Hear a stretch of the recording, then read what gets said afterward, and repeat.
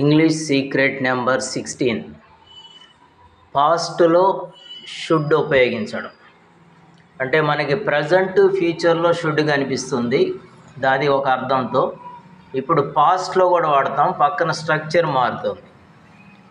Formula first one subject plus should plus have plus V3 plus object. ఏదైనా చేసి ఉండాల్సింది అనే ఉద్దేశంలో, అంటే this is for missed actions. వెళ్ళి ఉండాల్సిందే అంటాం, అంటే వెళ్ళలేదు. చూసి ఉండాల్సిందే అంటాం, చూడలేదు. అడిగి ఉండాల్సిందే అడగలేదు. అంటే అలా మిస్ అయిపోయిన ఛాన్సెస్ గురించి తర్వాత తీరిగ్గా బాధపడేటప్పుడు ఉపయోగపడుతుంది. సో ఎగ్జాంపుల్ చూద్దాం. నువ్వు నన్ను అడిగి ఉండాల్సింది. You should have asked me. Second one, వారు బాగా ఆడి ఉండాల్సింది.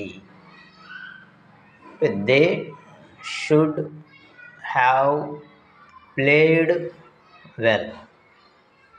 నెక్స్ట్ థర్డ్ వన్, నువ్వు నాకు ఫోన్ చేసి ఉండాల్సింది. అంటే నువ్వు నాకు ఫోన్ చేయలేదు, చేసి ఉండాల్సింది. You should have called me.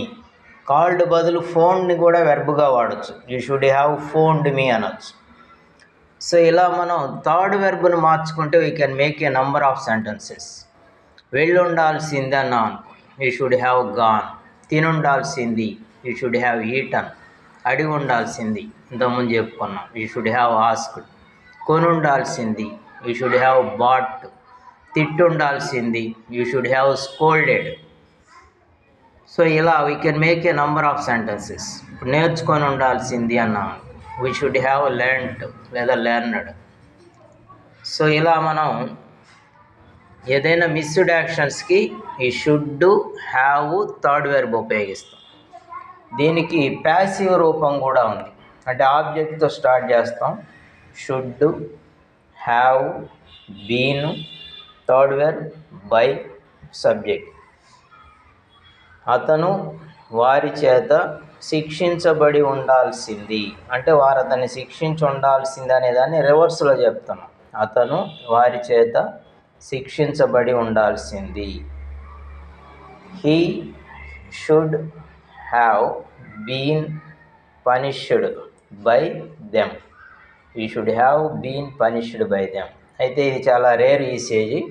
ఎక్కడన్నా చూసినప్పుడు అర్థం చేసుకోండి. మనం వాడే అవకాశం అయితే ఉండదు, ఎప్పుడైనా బుక్స్లో కనిపించవచ్చు.